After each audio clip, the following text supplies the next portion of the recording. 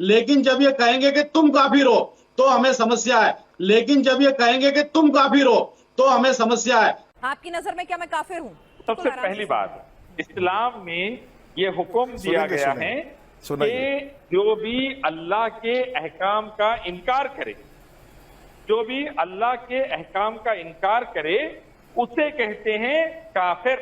جس نے حق کو چھپایا، کفرہ سے نکلا یہ ورڈ، کافر نکلا ہے کفرہ سے، اور کفرہ کہتے ہیں چھپانے کو، اور جو بھی چھپایا ہے حق کو اسے کافر کہتے ہیں۔ قل یا ایھا الکافرون اللہ کے نبی نے پڑھا تو مکہ کے مشرکوں کے لیے پڑھا تھا جو اللہ کو مانتے تھے لیکن بتوں کی پوجا کرتے تھے، تو ان کو کافر کہا گیا ہے اسلام میں۔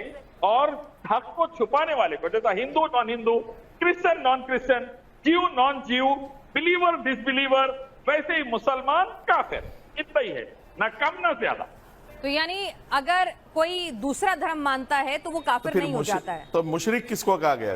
جو بھی دوسرا دھرم مان کر ایک اللہ کو چھوڑ کر، جو تمام دھارمک کتابوں میں اکیلا رب ہے اس کو چھوڑ کر جانور، پتھر، مورتی، لنگم، سورج، چاند، تارے، انسان، مردوں کی پوجا کرتا ہے، اس نے حق کا انکار کیا، چھپایا، اسے کافر کہتے ہیں۔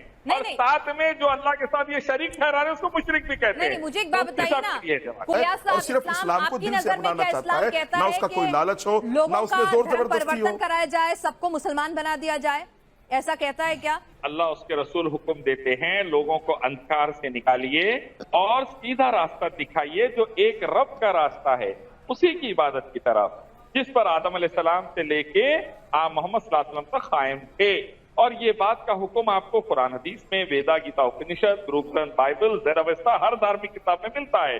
تو ہم یہی ایجوکیٹ کرتے ہیں، مخلوق کی پوجا، پیدا ہوئی سب چیزوں کی پوجا مت کریے، ایک پیدا کرنے والے رب کی عبادت کریے۔